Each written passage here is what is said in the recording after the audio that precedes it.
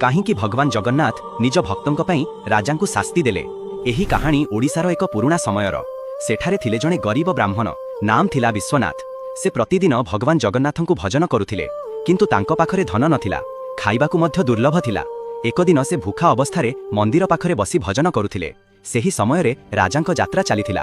ସେ ଦେଖି ରାଗିଗଲେ, ଏହି ଭିକ୍ଷୁକ ମନ୍ଦିର ସାମ୍ନାରେ ବସି ଅଶୁଭ କରୁଛି। ସେ ସିପାହୀଙ୍କୁ ଆଦେଶ ଦେଲେ, ଏହାକୁ ଏଠାରୁ ତଡ଼ି ଦିଅ। ସିପାହୀମାନେ ତାଙ୍କୁ ଟାଣି ମାରିଲେ, ଅପମାନ କଲେ। ବିଶ୍ୱନାଥ ରକ୍ତାକ୍ତ ଅବସ୍ଥାରେ ମଧ୍ୟ କହୁଥିଲେ, ଜୟ ଜଗନ୍ନାଥ। ସେହି ରାତିରେ ଅଦ୍ଭୁତ ଘଟଣା ଘଟିଲା। ରାଜା ହଠାତ୍ ଭୟଙ୍କର ବେଦନାରେ ପଡ଼ିଗଲେ। କେହି ତାଙ୍କୁ ଠିକ୍ କରିପାରୁନଥିଲେ। ସେହି ରାତିରେ ସେ ସ୍ୱପ୍ନ ଦେଖିଲେ, ଭଗବାନ ଜଗନ୍ନାଥ କହୁଛନ୍ତି, ତୁମେ ଯାହାକୁ ଅପମାନ କଲା ସେ ମୋର ପ୍ରିୟ ଭକ୍ତ, ତାଙ୍କ ଲୁହର ଦଣ୍ଡ ତୁମେ ଭୋଗିବାକୁ ପଡ଼ିବ। ରାଜା ଭୟରେ କମ୍ପି ଉଠିଲେ। ସକାଳେ ସେ ଦୌଡ଼ି ବିଶ୍ୱନାଥଙ୍କ ପାଖକୁ ଗଲେ। ସେ ତାଙ୍କ ପାଦରେ ପଡ଼ି କହିଲେ, ମୋତେ କ୍ଷମା କର, ମୁଁ ଭୁଲ କରିଛି। ବିଶ୍ୱନାଥ ଶାନ୍ତିରେ କହିଲେ, ମୁଁ କିଏ କ୍ଷମା କରିବି, ପ୍ରଭୁ ତୁମକୁ କ୍ଷମା